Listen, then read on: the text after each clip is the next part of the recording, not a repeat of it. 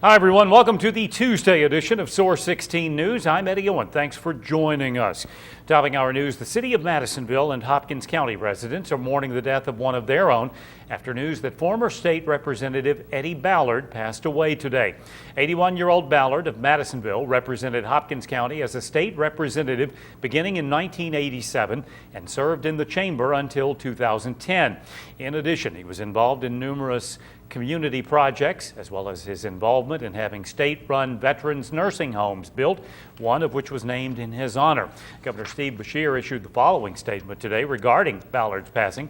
Representative Eddie Ballard was a stalwart legislator and a leader in his community of Madisonville and Hopkins County, and it was a privilege to call him my friend. He was an outstanding legislator who worked across party lines for the benefit of our great Commonwealth, and he was a fierce advocate for our veterans. Because of his long history of service in Kentucky's House of Representatives, the governor has directed state flags to be lowered on the day of his interment. The governor said, "Our state is a better place because of Ballard's work on behalf of all Kentuckians." And condolences go out to the family and friends of former state representative Eddie Ballard. Just days after the Department of Defense released the names of 6 fallen 101st Airborne Division soldiers, another Fort Campbell soldier has been killed in Afghanistan. 19-year-old Private First Class Anthony Nunn of Burnett, Texas, died Monday from an improvised explosive device while on dismounted patrol in the Paktika province, Afghanistan. He was an infantryman assigned to Alpha Company, 2nd Battalion, 506th Infantry Regiment, 4th Brigade Combat Team. Nunn joined the Army in June 2010 and arrived at Fort Campbell in October of 2010. Clarksville police are investigating a fatal accident that occurred Monday afternoon on Tiny Town Road near Terra Boulevard. Around 2 o'clock, police say 36-year-old Lewis Hudson of Kodak, Tennessee, was killed when his pickup swerved into the westbound lane of Tiny Town Road and crashed head-on into a Ford Explorer driven by 31-year-old Star Young of Clarksville. Police report Young had to be extricated from her vehicle and was flown from Outlaw Field in Clarksville to Vanderbilt University Medical Center in Nashville for treatment of multiple leg fractures. According to Public Information Officer Jim Knoll, Young is currently listed in stable condition.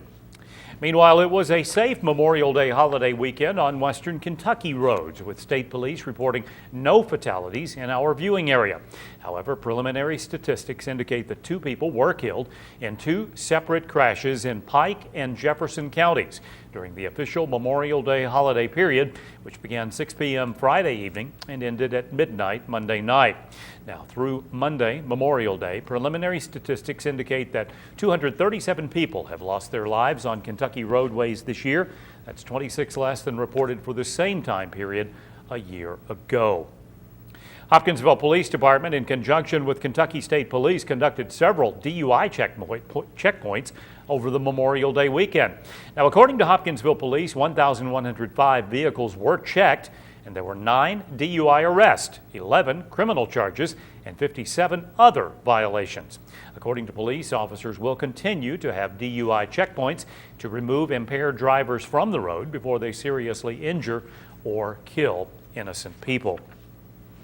A plant in Christian County recently received an award from Cummins Incorporated.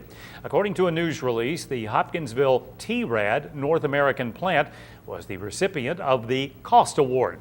T-Rad President Kazimi Ueno and General Manager Rhonda Davis were presented the Cost Award at the Cummins Growth and Capacity Supplier Conference held in Indianapolis.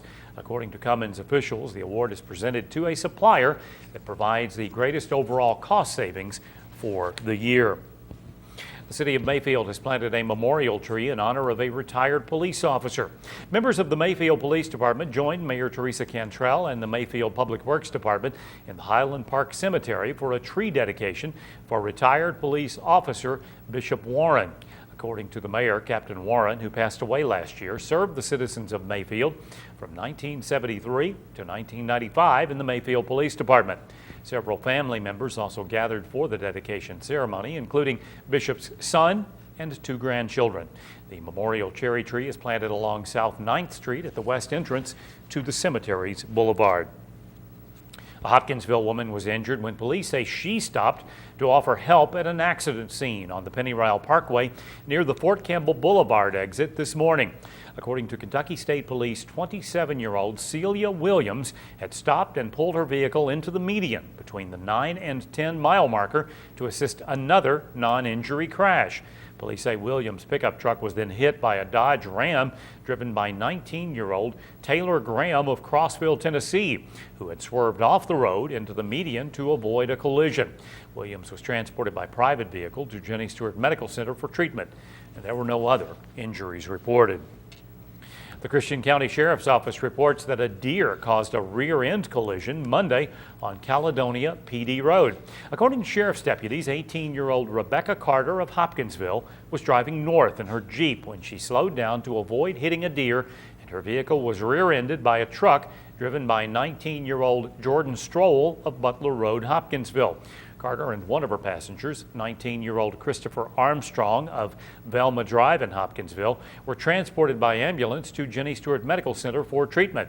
Stroll and his passengers were not injured in the accident, but he was cited for failing to yield the right-of-way and for following too close.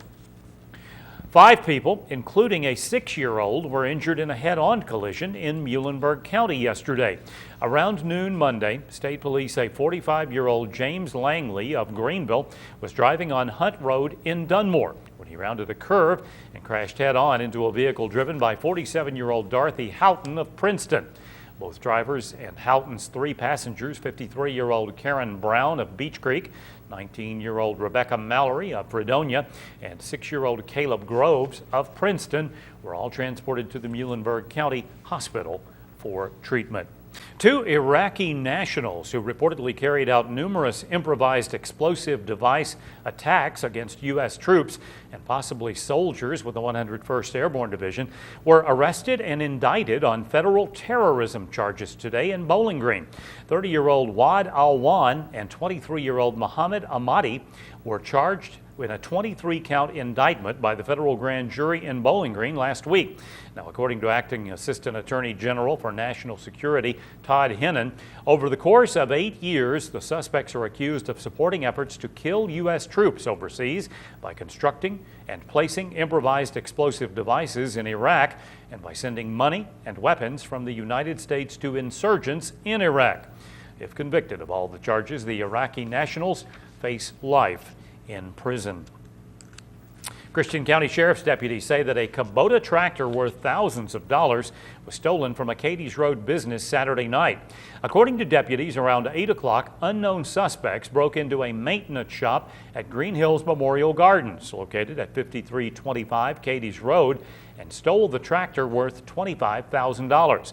An employee told deputies when he arrived at work he also noticed the maintenance shop door was damaged and a Kubota zero-turn mower was outside the gate. The Christian County Sheriff's Office is urging anyone with information about this theft to contact 270-887-4143. Well, leukemia is a type of cancer that comes in many forms. Some types develop slowly, while others hit fast, causing sudden symptoms. Treatment for leukemia continues to improve as researchers learn more about the disease process. Here's Vivian Williams with one woman's story of her journey with a type of leukemia called myelofibrosis. You will have at the most 8 to 10 years. Those are words that Patricia Wagner says were not easy to hear.